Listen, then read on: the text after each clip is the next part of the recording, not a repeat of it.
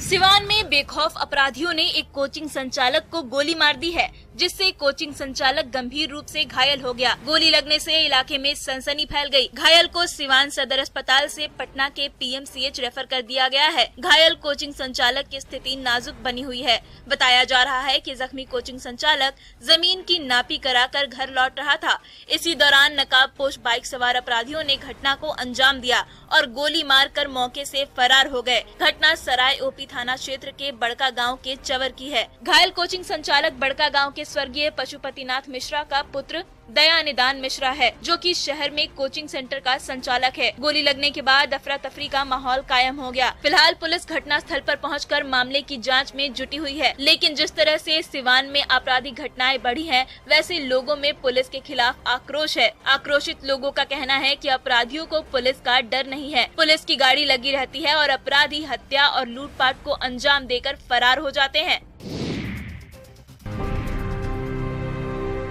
दानापुर के फुलवारी शरीफ के बेतौरा गांव में असामाजिक तत्वों ने एक दलित के खलियान में आग लगा दी, जिससे लगभग 15 बीघा में लगी फसल जलकर खाक हो गई।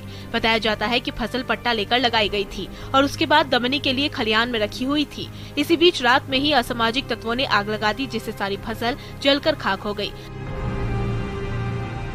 आग लगने की वजह से लगभग 3 लाख का नुकसान बताया जाता है। खलियान भुवनेश्वर चौधरी का था। उन्होंने कहा कि खलियान में आग लगाई गई है। भुवनेश्वर चौधरी ने बताया कि वो पट्टा लेकर खेती करते हैं और लगभग 15 बीघा जमीन में खेती की हुई थी, लेकिन रात में ही किसी अनजान व्यक्ति ने आग लगा दी। उन्होंने बताया कि कर्ज लेकर खेती की गई थी, लेकिन आग में सारी फसल जलकर राख हो गई, जिससे लगभग 3 लाख का नुकसान हो गया है। नुकसान होने के बाद भुवनेश्वर चौधरी के घर वालों का रो रो कर बुरा हाल है। उनका कहना है कि अब वे कर्ज कैसे चुकाएंगे। पुलिस भी मौके पर पहुंचकर खानापूर्ति करके चली गई है।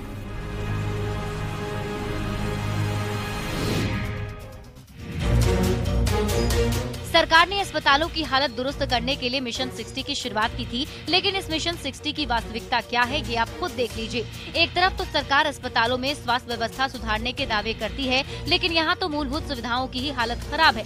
देखिए, अस्पताल में एक इन्वर्टर या जनरेटर तक नहीं है। मोबाइल की फ्लैशलाइट ऑन कर नर्स रजिस्टर मेंटेन करती दिख रही हैं। ये हाल मुजफ्फरपुर के सदर अस्पताल का है। यहाँ मातृ शिशु अस्पताल के इमरजेंसी वार्ड में मोबाइल की रोशनी में काम किया जा रहा है। पूछे जाने पर नर्स ने बताया कि अस्पताल में कई दिनों तक बिजली नहीं रहती और स्वास्थ्य प्रबंधक को इसकी कोई चिंता नहीं है। बता दें कि बीते दिनों मिशन 60 के तहत राज्य स्वास्थ्य समिति की टीम एक तरफ जाँच कर रही थी, वहीं दूसरी तरफ मातृ शिशु अस्पताल के इमरजेंसी वार्ड में मोबाइल की रोशनी में काम किया जा रहा था।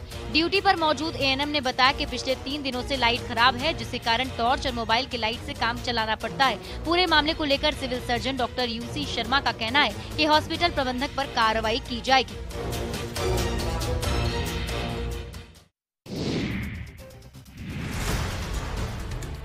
बांका में फिर से बुलडोजर अभियान शुरू हो गया है। अभियान की जद में बड़े मकान हो या दुकान, सभी आ रहे हैं। तस्वीरें बांका शहर की हैं, जहां सड़क किनारे लगी दुकानों को अतिक्रमण हटाओ अभियान के तहत हटाया गया। यह अभियान बांका अंचल और नगर परिषद की टीम के नेतृत्व में सड़क किनारे बनी अस्थायी दुकानों के खिलाफ चलाया गया। इसके साथ ही अन्य सामानों को हटाते हुए आगे से नहीं लगाने की चेतावनी दी गई। इस दौरान कुछ अस्थायी निर्माण को जेसीबी मशीन से ध्वस्त करते हुए सामान को जब्त कर 2 दुकानों पर जुर्माना भी लगाया गया।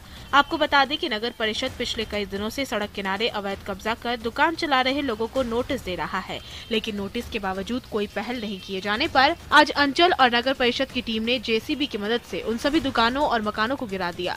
मौके पर मौजूद अधिकारियों ने कहा कि अतिक्रमण हटाओ अभियान जारी रहेगा। लोगों को चेतावनी दी जा रही है कि सड़क के किनारे अवैध कब्जा न करें, नहीं तो उन पर जुर्माने के साथ साथ कानूनी कार्रवाई भी की जाएगी।